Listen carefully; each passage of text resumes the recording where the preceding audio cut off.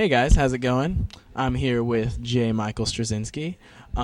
He is one of my favorite comic book writers. You don't get out much, he do has you? been.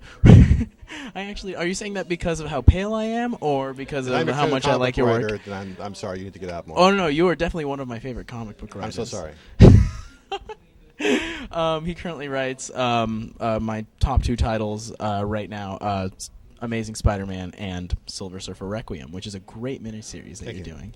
And so I've heard a lot of people complain about sort of the older Peter Parker. Mm-hmm. You know, a lot of people are saying the thing that we liked the most about Peter Parker was his youth. Mm-hmm. He was going through a bunch of awkward things, and you know, he goes through so much in his life, and we're losing that as he's getting older, and we want to go back to a younger Peter.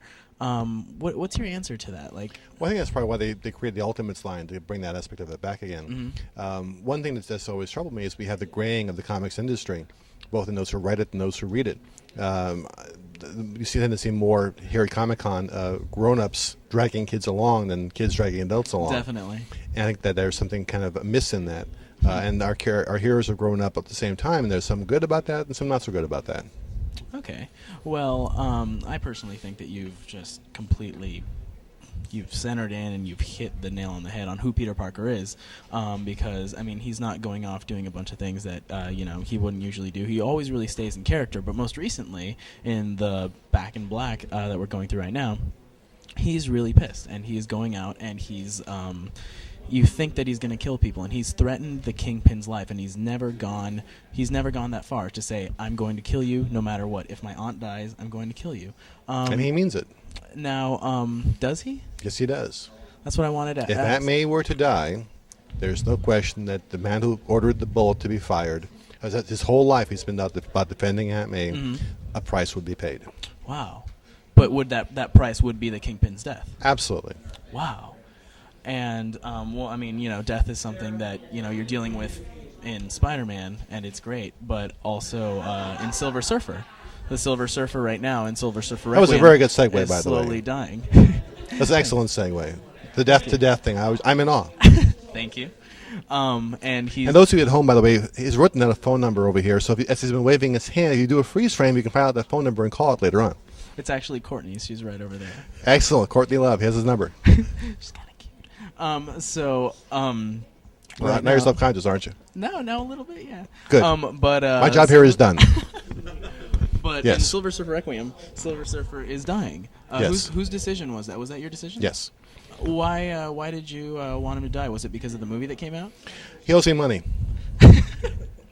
No, death comes to us all, and I wanted to see how someone who has that much power and who has seen what he has seen would deal with it. Mm-hmm. Would he rage against the darkness, or would he go quietly? Or there's something in between. So I like to explore the larger questions and the larger issues, and that gave me a chance to do that. Yeah, it definitely does, because in this last issue that came out this week, you even have people trying to figure out. I mean, you have Magneto trying to help him. You Mm-hmm. have Professor X. You have people of all walks of Marvel Universe trying to help this guy, because he's been that great of a guy. Now, yeah. I don't want to ask, is he going to die? But if he were going to die, do you think would this be permanent? Well, the Marvel Knights title operates kind of outside Marvel continuity, right. So we're okay in that respect. And yeah, he's. But would that be the end of him in that?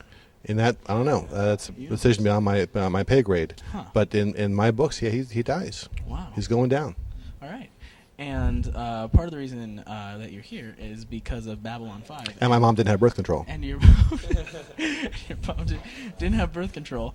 And about a user-submitted question about Babylon 5 was, when you come to these conventions, I mean, I know you're known really well for your comics, and you're also known really well for your sci-fi, but which one do you get more of?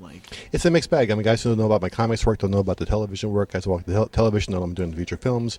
Guys in the film work don't know I do comics. So it's kind of, no one knows each other. Yeah. I walk in three separate worlds. That's good. Among my people, but they know not me. And so, what are you...